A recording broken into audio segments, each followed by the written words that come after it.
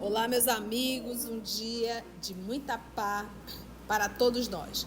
Hoje, exatamente 7 de junho de 2024, estamos nós reunidos para estudarmos a obra O Céu e o Inferno. E hoje nós temos um reforço, né? Teremos aqui o nosso Augusto, a nossa Maramita, que irão conduzir o estudo, porque a tia está com a voz aqui arranhando hoje. Mas Jesus sempre inspira aqueles que carregam um coração com boa vontade. E não só boa vontade, eu tenho certeza que... Eu sempre digo, o EOS, ele é um ser coletivo. E a gente faz esse trabalho e faz de forma coletiva. São muitas mãos. Quando eu pego o EOS para criança, né, para as crianças, que é um trabalho que a gente grava, eu, Mita, Carla, mas depois esse trabalho é conduzido para as mãos da Rejane, que ela vai editar, e os filhos da Rejane participam também, né? Porque são os primeiros a ouvirem para ver se o trabalho está bom. Então, olha quantos corações envolvidos no trabalho do Cristo, não é verdade? Então, já vamos envolver a nossa irmã Carla, que irá realizar a nossa prece de gratidão. Logo depois, o nosso irmão Augusto irá iniciar a leitura com os comentários da tia Mita e nosso também. Vamos orar?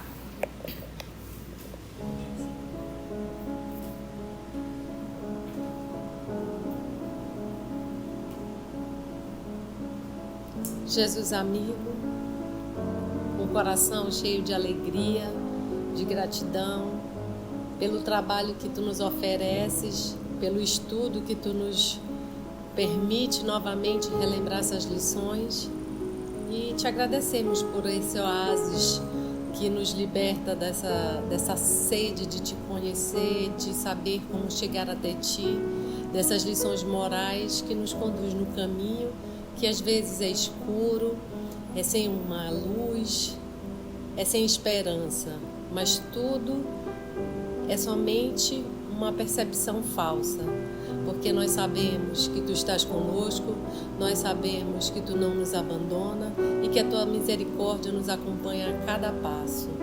Muito obrigado, inspira-nos, ajuda-nos nessas lições e não nos abandone. Que assim seja.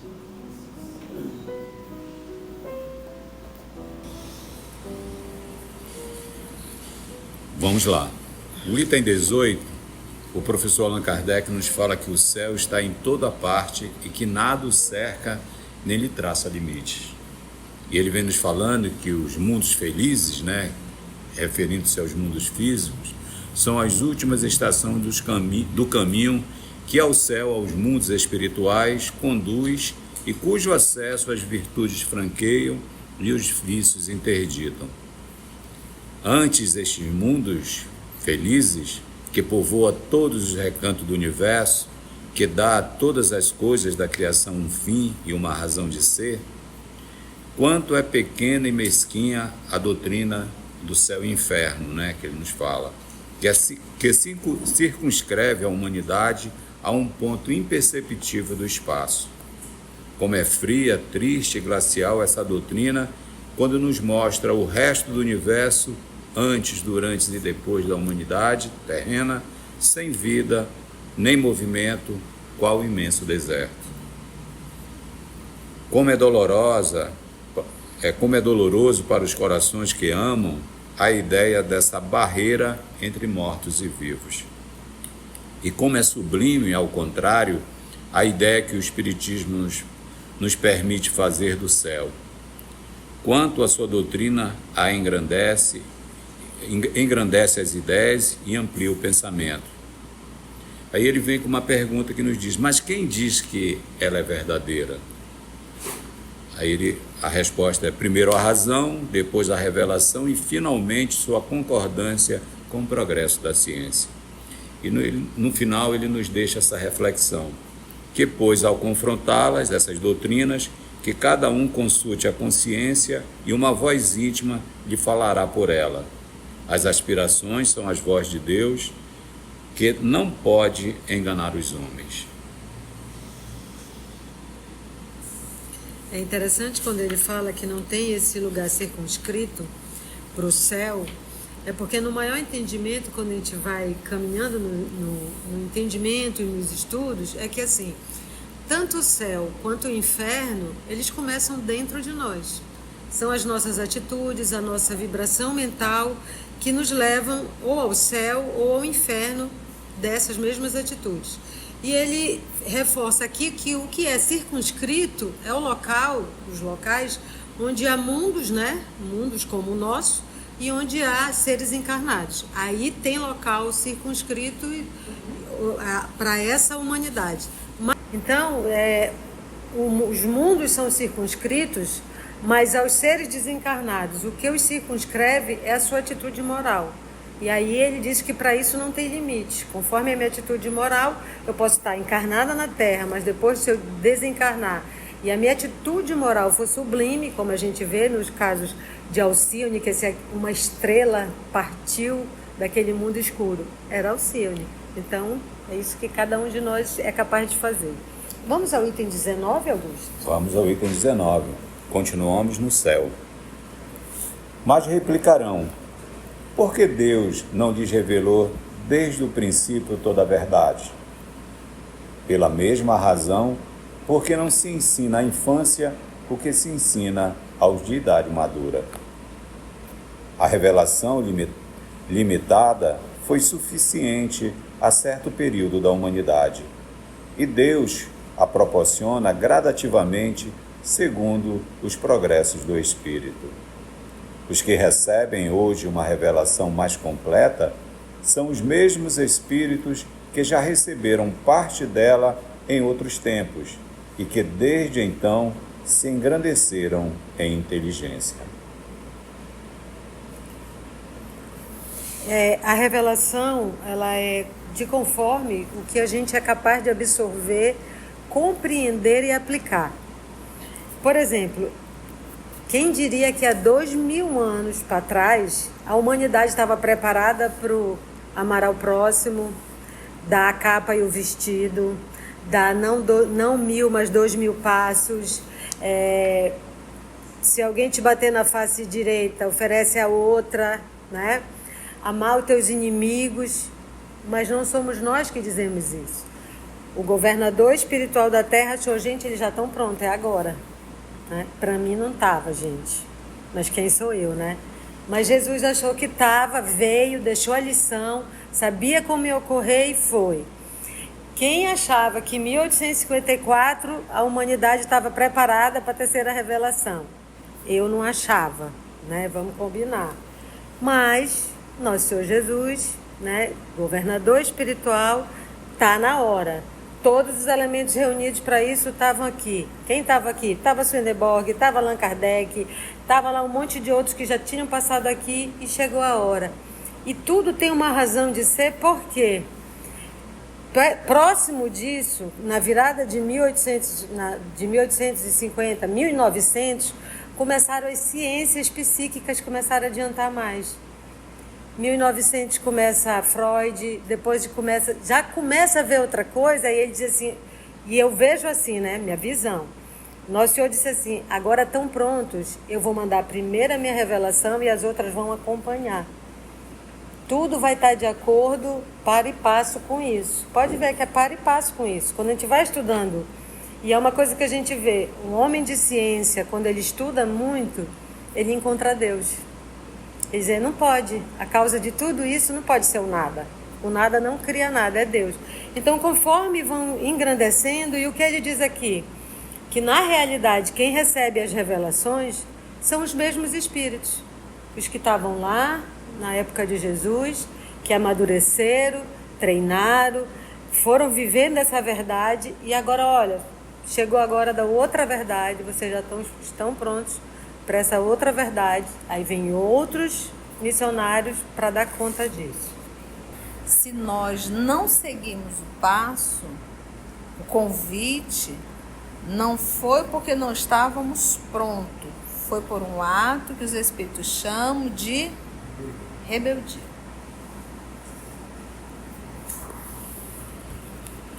E uma coisa que fica disso, né, é que assim, nós estamos prontos, né? Vamos dar o exemplo de há 2000 anos. Estávamos prontos por amar ao próximo, dar outra face, dar os 2.000 passos? Estávamos. Mas não é que ia ser fácil. Precisa esforço. Estamos prontos para a terceira revelação, que, como a gente acabou de ver no livro dos médios, é eminentemente moral? Estamos. Mas não é para ser fácil, não é fácil. Precisa esforço, precisa trabalho e precisa persistência.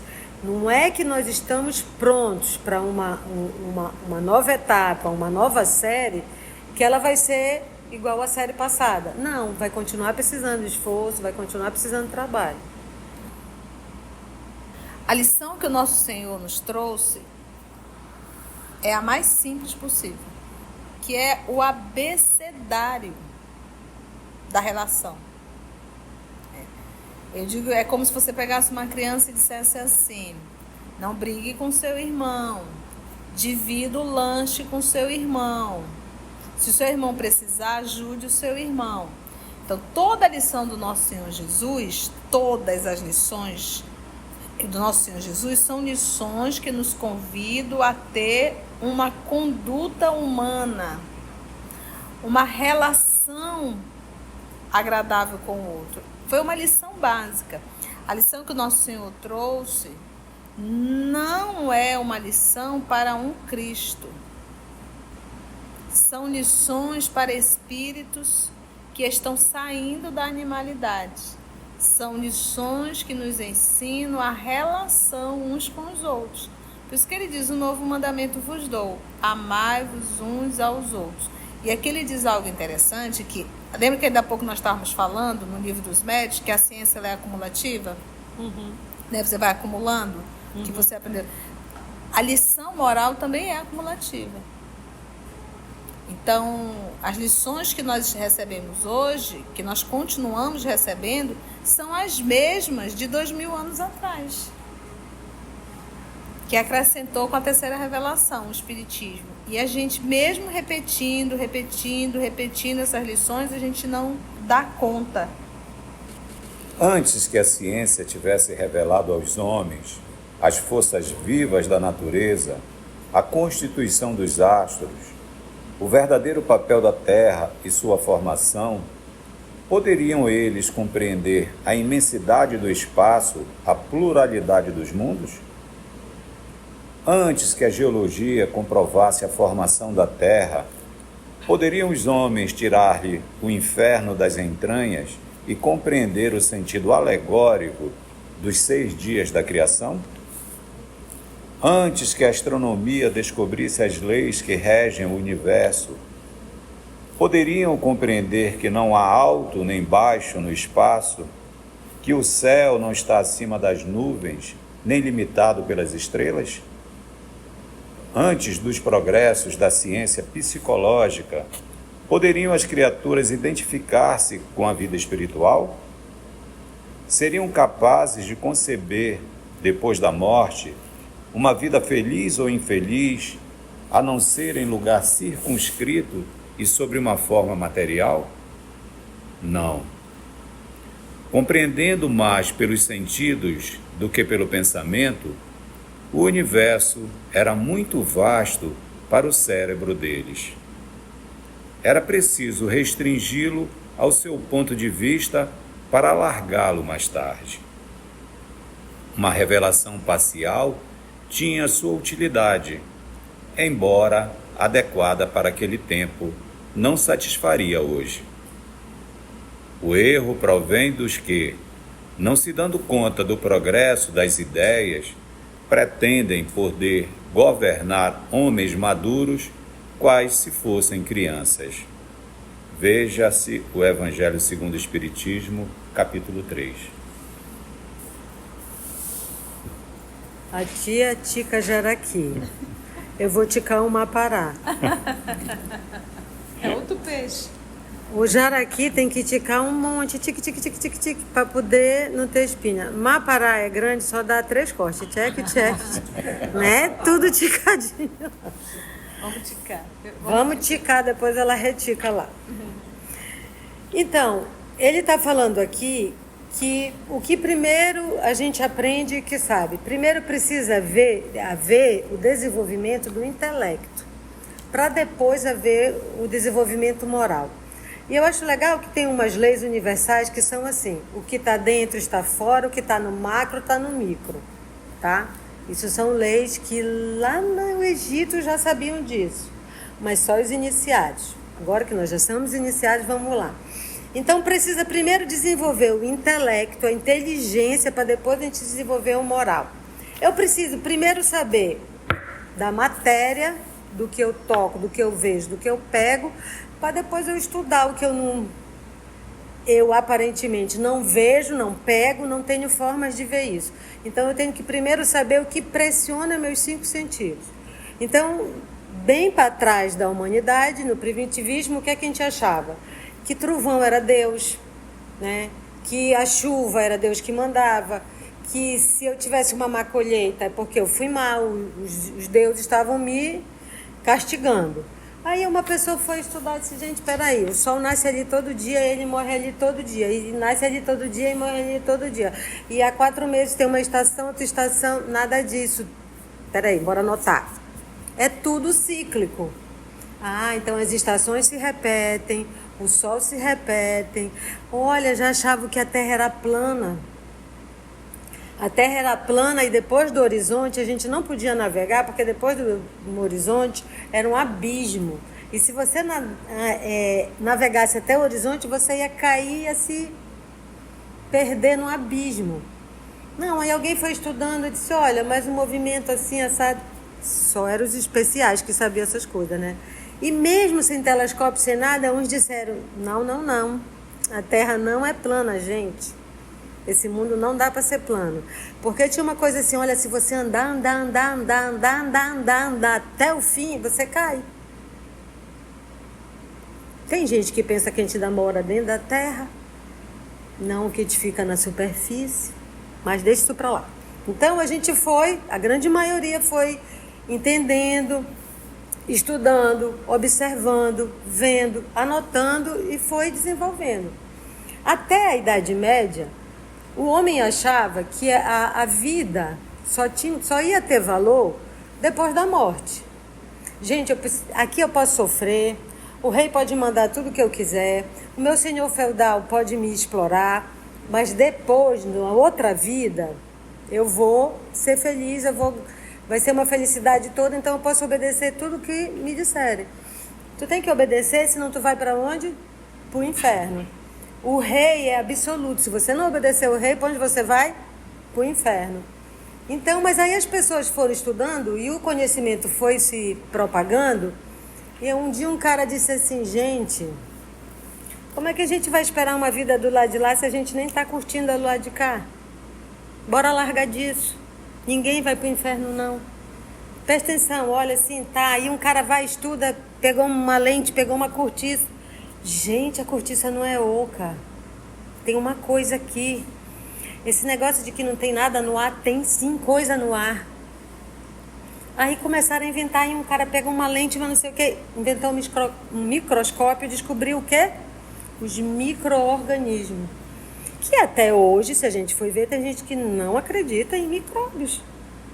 Mas a grande maioria foi caminhando. Então, essa descoberta do nosso mundo e que eu não adoecia por castigo. A minha plantação não era os deuses que estavam me condenando. Aí a cara, só 1 mais 1, 2, não tem inferno, não tem céu, não tem purgatório, vamos deixar disso. Né? E aí começaram os questionamentos. Então a gente entende primeiro o mundo físico, o que está ao meu redor, a ciência vai evoluindo e aí eu começo a ver outras coisas. Eu começo a ver para os astros e eu olho assim, aquilo lá não são luzes para mim, para enfeitar a noite. Não tem um Deus que vai e acende as luzes no céu. Aquilo lá são astros. Aquilo lá são outras coisas. E às vezes coisas maiores do que a gente. A gente só está vendo uma luz que já aconteceu, ó. Então isso foi dando capacidade de eu compreender o meu ambiente local. E aí ele diz, agora a gente vai ver outra coisa. O ser humano, olha, o moral tem ressonância e consonância com o físico. Eu só posso avançar nas minhas capacidades intelectuais, ter aspirações superiores, se eu tenho as minhas necessidades básicas atendidas. Se eu me alimento, se eu tenho moradia, se eu tenho estudo, e aí as minhas aspirações vão aumentando até o topo da pirâmide. A mesma coisa no moral. O moral, só que é o seguinte, eu não vou chegar nas aspirações de chegar quem eu sou, para onde eu fui. Será que a minha vida é só aqui? Será que esse negócio de espírito é verdade ou é bruxaria? Se eu não souber o que me rodeia. Se eu não sei dizer que nós estamos mergulhados e cercados pela atmosfera. Se eu não sei que o ar também é o ar que propaga a minha voz. O som viaja pelo ar. Se eu não sei que tem micro-organismo, então eu não posso pensar em coisas além. Eu só vou no além depois que eu fizer esse básico. E a gente foi galgando, e o nosso Senhor Jesus Cristo foi mandando missionários para ir completando essa parte. Até a gente chegar aqui e começar a saber, bem, se esse universo é todo assim, se o que eu estou vendo não são luzes, são estrelas, mas na realidade são galáxias, então não é possível que seja só a gente aqui, né? Nesse planetinha, que nem é o maior do nosso sistema solar, vamos combinar, né? Não é o maior, não é o mais privilegiado. Então, a gente começa a questionar e diz, agora estão prontos. E ele faz aqui uma referência com o quê? O capítulo 3 do Evangelho segundo o Espiritismo há muitas moradas na casa de meu Pai. Quem disse isso? Jesus. Ele não diria uma coisa que era mentira. Ele não diria uma coisa para enganar. Mas naquela época ele só podia dizer isso. Há muitas moradas na casa do meu Pai. E a gente já tem capacidade para entender o que é a casa do Pai. O universo. O universo que ele está sempre criando e expandindo. A ciência já diz isso. O universo não é fixo, o universo não é parado. Ele está sempre em movimento e em expansão. E a gente chega nessa coisa de questionar e vai chegando no ápice da vida espiritual. Chico o resto. Muito bom, Aramita. E aí a gente para e pensa assim, nós temos ainda hoje, no ano de 2024, pessoas que acham que no centro da Terra é o inferno. E às vezes nem percebe que é o centro. Muitas pessoas acham que é como volta, a coisa é plana e abaixo nós temos ali o inferno. E que subindo no céu teria o céu, né? Colocando o inferno embaixo aqui na Terra, e sem pensar nesse planeta Terra como um globo. E o outro ponto também interessante que a gente para pensar quando se fala é que muita gente ainda acredita que tudo foi criado em 6 dias e que no 7º dia Deus descansou, né? Então nós temos ainda um alto número de pessoas que pensam dessa forma. Aí ele foi levantando aqui a parte científica para mostrar, dizer, gente, vamos parar para pensar.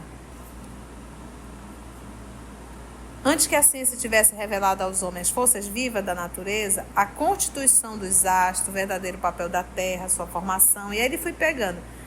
Antes que a geologia comprovasse a formação da Terra, poderia os homens tirar-lhe o inferno das entranhas e compreender o sentido alegórico dos 6 dias da criação? Você pega o planeta Terra. Imagina uma laranja. Todo mundo imaginou uma laranja com casca? Tá? A casca da laranja é o local em que nós moramos. Nós vamos chamar de crosta planetária. Tudo que está no centro da laranja, aquela casquinha branca, os gomos da laranja, tudo isso é o centro da Terra. E o que nós temos no centro da Terra? Magno. E o que é o magno? Lava. Lavas e as placas. As placas tectônicas que estão sempre a se mexer. Mas quando nós estudamos as obras de André Luiz, acredito que está no Libertação, o que o André Luiz fala em relação ao centro da Terra? É interessante. Por isso que a nossa Narumi está dizendo de espíritos perversos. Então a gente percebe que aonde tem fumaça, tem fogo. Então no centro da Terra física, que a gente vai ali ver esse calor intenso no mundo físico, para o mundo espiritual ali se encontra espíritos perversos. Só lá, não. Também na crosta planetária, paralelo ao nosso mundo, também tem espíritos perversos, encarnados e desencarnados. O outro ponto, quando a gente estuda a geologia, o que é geologia? Vamos dizer que você tenha... Sabe aquelas bolinhas de gude? Sabe aquelas bolinhas de gude? Então vamos dizer que há 30 anos atrás, crianças brincaram e tinha ali soterrado várias bolinhas de gude. E aí você foi escavar aquele terreno, escavar para fazer uma plantação, você descobriu várias bolinhas de gude em uma camada da terra do teu quintal. Essas bolinhas de gude estão contando para ti que ali crianças brincavam com bolinha de gude. Então, essa descoberta revela um período e o que aquele grupo fazia. O nome disso é geologia. Então, quando os geólogos vão estudar a nossa Terra, eles estudam as camadas da Terra. E cada camada da Terra conta uma história específica.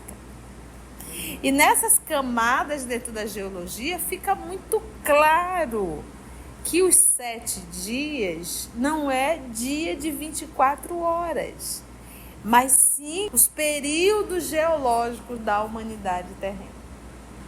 Então a ciência, ela vem para tirar o véu, aquelas lições simbólicas, e nós aprendermos verdadeiramente a realidade, tal qual quando você vai explicar para uma criança algum assunto complexo, o que você faz?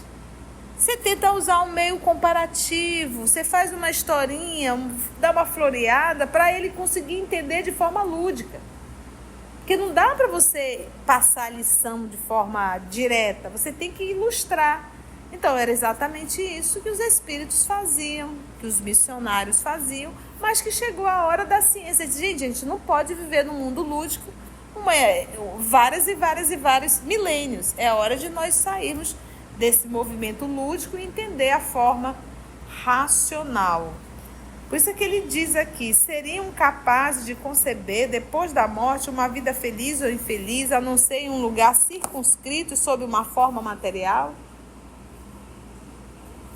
Então, o Kardec está nos levando... O que é a filosofia? A arte de pensar. A arte de questionar. Então, ele é um excelente pedagogo, porque ele está nos dando subsídios aqui para a gente pensar. Vamos pensar, gente. Vamos repensar para ele poder trabalhar a ideia do céu e do inferno. Mas fazendo com que a gente utilize a lógica, a razão. Uma revelação parcial tinha sua utilidade, embora adequado para aquele tempo. Hoje iria satisfazer? Não. Algum comentário, Augusto? Amigos? Carminha? E assim, encerramos mais um capítulo do Céu e Inferno.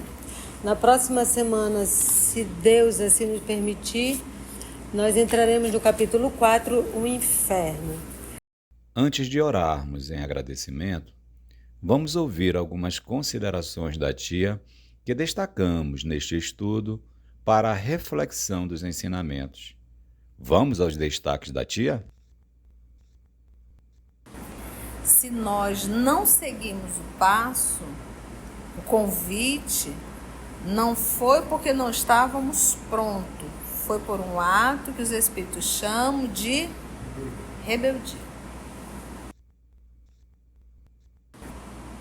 A lição que o nosso Senhor nos trouxe é a mais simples possível, que é o abecedário da relação.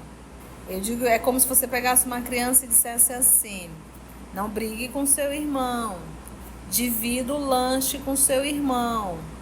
Se o seu irmão precisar, ajude o seu irmão. Então, toda a lição do nosso Senhor Jesus, todas as lições do nosso Senhor Jesus são lições que nos convidam a ter uma conduta humana, uma relação agradável com o outro. Foi uma lição básica. A lição que o nosso Senhor trouxe não é uma lição para um Cristo. São lições para espíritos que estão saindo da animalidade. São lições que nos ensinam a relação uns com os outros. Por isso que ele diz: um novo mandamento vos dou, amai-vos uns aos outros. A lição moral é acumulativa. As lições que nós recebemos hoje, que nós continuamos recebendo, são as mesmas de 2000 anos atrás, que acrescentou com a terceira revelação, o Espiritismo. E a gente, mesmo repetindo essas lições, a gente não dá conta. Muita gente ainda acredita que tudo foi criado em 6 dias e que no 7º dia Deus descansou. Aí ele foi levantando aqui a parte científica para mostrar, dizer, gente, vamos parar para pensar. Poderia os homens tirar-lhe o inferno das entranhas e compreender o sentido alegórico dos 6 dias da criação? Mas quando nós estudamos as obras de André Luiz, acredito que está no Libertação, o que o André Luiz fala em relação ao centro da Terra? Então, no centro da Terra física, que a gente vai ali ver esse calor intenso no mundo físico, para o mundo espiritual, ali se encontram espíritos perversos. Só lá, não. Também na crosta planetária, paralelo ao nosso mundo, também tem espíritos perversos, encarnados e desencarnados. O outro ponto, quando a gente estuda a geologia, quando os geólogos vão estudar a nossa Terra, eles estudam as camadas da Terra. E cada camada da Terra conta uma história específica. E nessas camadas dentro da geologia fica muito claro que os 7 dias não é dia de 24 horas, mas sim os períodos geológicos da humanidade terrena. Então a ciência, ela vem para tirar o véu, aquelas lições simbólicas, e nós aprendermos verdadeiramente a realidade. O Kardec está nos levando. O que é a filosofia? A arte de pensar. A arte de questionar. Então, ele é um excelente pedagogo, porque ele está nos dando subsídios aqui para a gente pensar. Vamos pensar, gente. Vamos repensar para ele poder trabalhar a ideia do céu e do inferno. Mas fazendo com que a gente utilize a lógica, a razão. Uma revelação parcial tinha sua utilidade, embora adequado para aquele tempo. Hoje iria satisfazer? Se você chegou até aqui o final, deixa seu comentário. É muito importante a gente poder ler o teu comentário. Não esqueça de curtir para que possa divulgar a página. Dá o seu like, né? E, se possível, faça a sua inscrição no nosso canal e toca o sininho. Porque quando você toca o sininho, o YouTube avisa para você quando o EOS publicar um novo estudo. Então, receba um grande abraço da família EOS Manaus. Assim, concluindo o nosso estudo de hoje e agradecendo o nosso Mestre Jesus por mais este momento de aprendizado, vamos orar? Então, assim agradecemos a Deus, nosso Pai, Agradecemos ao nosso Mestre Jesus e aos amigos espirituais aqui presentes, se Deus nos permitir, até o nosso próximo encontro. Graça te damos, Senhor.